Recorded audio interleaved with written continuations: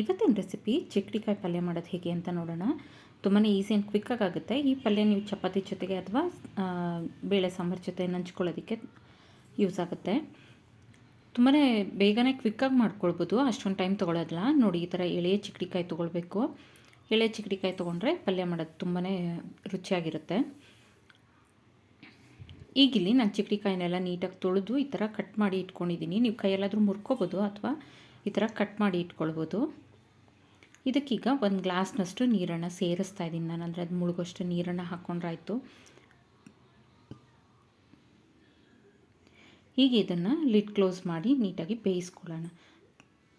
ಕುಕ್ಕರ್ಗೆ ಹಾಕ್ಬೋದು, ಆದರೆ ಕುಕ್ಕರ್ಗೆ ಹಾಕೋದ್ರಿಂದ ತುಂಬಾ ಓವರ್ ಕುಕ್ ಆಗುತ್ತೆ, ತುಂಬ ಸಾಫ್ಟ್ ಆಗಿಬಿಡುತ್ತೆ, ಅಷ್ಟು ಚೆನ್ನಾಗಿರೋದಿಲ್ಲ.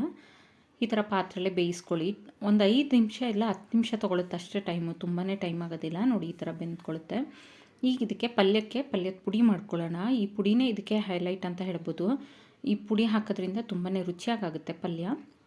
ಇಲ್ಲಿ ಒಂದು 4ರಿಂದ 5 ಸ್ಪೂನಷ್ಟು ಕಡಲೆಬೀಜ ತೊಗೊಂಡಿದ್ದೀನಿ. ಕಡಲೆಬೀಜನ ಡ್ರೈ ರೋಸ್ಟ್ ಮಾಡ್ಕೊಳ್ಬೇಕು. ಎಣ್ಣೆ ಎಲ್ಲ ಏನು ಸೇರಿಸೋದು ಬೇಡ, ಡ್ರೈ ರೋಸ್ಟ್ ಮಾಡ್ಕೊಳ್ಬೇಕು. ಹಾಗೆ ಇಲ್ಲಿ 1 ಸ್ಪೂನಷ್ಟು ಕೊತ್ತಂಬರಿ ಕಾಳು, ಹಾಗೆ ನಿಮ್ಮ ಖಾರಕ್ಕೆ ಎಷ್ಟು ಬೇಕಷ್ಟು ಒಣಮೆಣಸಿನ್ಕಾಯಿ. ನೀವು ಖಾರದ ಪುಡಿ ಆದರೂ ಸಹ ಸೇರಿಸ್ಕೊಳ್ಬೋದು. ನಾನಿಲ್ಲಿ ಒಣಮೆಣ್ಸಿನ್ಕಾಯಿನ ಸೇರಿಸ್ತಾ ಇದ್ದೀನಿ. ಹಾಗೆ ಒಂದು ಅರ್ಧ ಸ್ಪೂನಷ್ಟು ಜೀರಿಗೆ. ಇದಿಷ್ಟನ್ನು ಸೇರಿಸಿ ಚೆನ್ನಾಗಿ ಡ್ರೈ ರೋಸ್ಟ್ ಮಾಡಿಕೊಂಡು ಇದನ್ನು ಪುಡಿ ಮಾಡ್ಕೊಳ್ಬೇಕು. ತರ್ತರಿಯಾಗಿ ಪುಡಿ ಮಾಡ್ಕೊಳ್ಳಿ, ತುಂಬಾ ನುಣ್ಣಕ್ಕೆ ಪುಡಿ ಬೇಡ. ನೋಡಿ, ಈ ಥರ ತರ್ತರಿಯಾಗಿ ಪುಡಿ ಮಾಡಿಕೊಂಡ್ರೆ ಸಾಕು. ಈಗ ಅದೇ ಕಡಾಯಿಗೆ ನಾನಿಲ್ಲಿ ಸ್ವಲ್ಪ ಎಣ್ಣೆ ಸೇರಿಸ್ಕೊಳ್ತಾ ಇದ್ದೀನಿ. ಪಲ್ಯಕ್ಕೆ ಎಷ್ಟು ಬೇಕಷ್ಟು ಎಣ್ಣೆ ಸೇರಿಸ್ಕೊಳ್ಳಿ. ತುಂಬಾ ಎಣ್ಣೆ ಬೇಕಾಗೋದಿಲ್ಲ ಪಲ್ಯಕ್ಕೆ. 1ರಿಂದ 2 ಸ್ಪೂನಷ್ಟು ಎಣ್ಣೆ ಸಾಕಾಗುತ್ತೆ. ಹಾಗೆ 1 ಸ್ಪೂನಷ್ಟು ಕಡಲೆಬೇಳೆ, ಸ್ವಲ್ಪ ಉದ್ದಿನಬೇಳೆ ಸೇರಿಸ್ಕೊಳ್ಳೋಣ. ಕಡಲೆಬೇಳೆ ಉದ್ದಿನಬೇಳೆ ಸೇರಿಸೋದ್ರಿಂದ ಪಲ್ಯದ ರುಚಿ ಚೆನ್ನಾಗಾಗುತ್ತೆ. ಈ ಥರ ಚೆನ್ನಾಗಿ ಸ್ವಲ್ಪ ಕಲರ್ ಚೇಂಜ್ ಆಗೋವರೆಗೆ ಫ್ರೈ ಮಾಡಿಕೊಡ್ಬೇಕು. ನಂತರ ಇಲ್ಲಿ 2 ಒಣಮೆಣಸಿನ್ಕಾಯಿನ ಸೇರಿಸ್ಕೊಳ್ತಾ ಇದ್ದೀನಿ ಒಗ್ಗರಣೆಗೆ. ಹಾಗೆ ಇಲ್ಲಿ 1 ಈರುಳ್ಳಿನ ನಾನು ಸಣ್ಣಕ್ಕೆ ಉದ್ದಕ್ಕೆ ಕಟ್ ಮಾಡಿ ಇಟ್ಕೊಂಡಿದ್ದೀನಿ. ನಾವು ಚಿತ್ರಾನ್ನಕ್ಕೆಲ್ಲ ಕಟ್ ಮಾಡ್ಕೊತೀವಲ್ಲ ಆ ಥರ ಸಣ್ಣಕ್ಕೆ ಉದ್ದಕ್ಕೆ ಕಟ್ ಮಾಡ್ಕೊಳ್ಬೇಕು. ನೀವು ಈರುಳ್ಳಿ ತಿನ್ನಲ್ಲ ಅಂತನೋರು ಸ್ಕಿಪ್ ಮಾಡ್ಬೋದು, ಈರುಳ್ಳಿ ಹಾಕಲೇಬೇಕಂತೇನಿಲ್ಲ. ಈರುಳ್ಳಿನ ಸ್ಕಿಪ್ ಮಾಡಿ ಹಾಗೆ ಮಾಡ್ಕೊಳ್ಬೋದು. ಈರುಳ್ಳಿ ಸ್ವಲ್ಪ ಟ್ರಾನ್ಸ್ಪರೆಂಟ್ ಆಗೋವರೆಗೆ ಚೆನ್ನಾಗಿ ಫ್ರೈ ಮಾಡಿಕೊಡ್ಬೇಕಾಗುತ್ತೆ.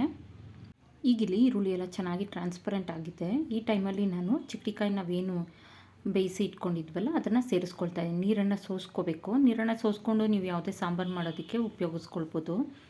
ನಂತರ ಇಲ್ಲಿ ಪುಡಿನ ನಾನು ಏನು ಗ್ರೈಂಡ್ ಮಾಡಿ ಇಟ್ಕೊಂಡಿದ್ವಲ್ಲ ಆ ಪುಡಿನ ಸೇರಿಸ್ಕೊಳ್ತಾ ಇದ್ದೀನಿ. ನಾನಿಲ್ಲಿ ಗ್ರೈಂಡ್ ಮಾಡಿರೋಂಥ ಪುಡಿ ಮತ್ತು ಕಾಯಿ ಎಲ್ಲ ಕರೆಕ್ಟಾಗಿ ಪರ್ಫೆಕ್ಟಾಗಿ ಹೊಂದ್ಕೊಂಡಿದೆ. ನೀವು ಬೇಕಿದ್ದಲ್ಲಿ ಕ್ವಾಂಟಿಟಿ ಜಾಸ್ತಿ ಮಾಡ್ಕೋತಾ ಇದ್ದೀರಾ ಅಂತಂದರೆ ಪುಡಿನೂ ಸ್ವಲ್ಪ ಡಬಲ್ ಮಾಡ್ಕೊಳ್ಳಿ, ಜಾಸ್ತಿ ಮಾಡ್ಕೊಳ್ಳಿ ಅಷ್ಟೇ. ಇದನ್ನೆಲ್ಲ ಚೆನ್ನಾಗಿ ಹೊಂದ್ಕೊಳ್ಳೋ ಥರ ಮಿಕ್ಸ್ ಮಾಡಿಕೊಟ್ಟು ನಂತರ ರುಚಿಗೆ ತಕ್ಕಷ್ಟು ಉಪ್ಪನ್ನು ಸೇರಿಸ್ಕೊಳ್ಳಿ. ನಾನು ಚಿಕ್ಕಡಿಕಾಯಿ ಬೇಯಬೇಕಂದ್ರೆ ಉಪ್ಪು ಸೇರಿಸಿಲ್ಲ, ಆದ್ದರಿಂದ ಈಗಲೇ ಉಪ್ಪನ್ನು ಸೇರಿಸ್ತಾ ಇದ್ದೀನಿ. ನೀವು ಬೇಕಿದ್ರೆ ಬೇಯಬೇಕಂದ್ರೆ ಸ್ವಲ್ಪ ಉಪ್ಪನ್ನು ಸೇರಿಸಿ ನಂತರ ಇವಾಗ ಮಸಾಲೆಗೆ ಎಷ್ಟು ಬೇಕಷ್ಟು ಉಪ್ಪನ್ನು ಸೇರಿಸ್ಕೊಳ್ಬೋದು. ನೋಡಿ, ಇಲ್ಲಿ ಚಿಕ್ಕಡಿಕಾಯಿ ಪಲ್ಯ ರೆಡಿ ಆಯಿತು. ಈ ವಿಡಿಯೋ ಇಷ್ಟ ಆದಲ್ಲಿ ಲೈಕ್, ಶೇರ್ ಆ್ಯಂಡ್ ಸಬ್ಸ್ಕ್ರೈಬ್ ಮಾಡಿ. Thank you.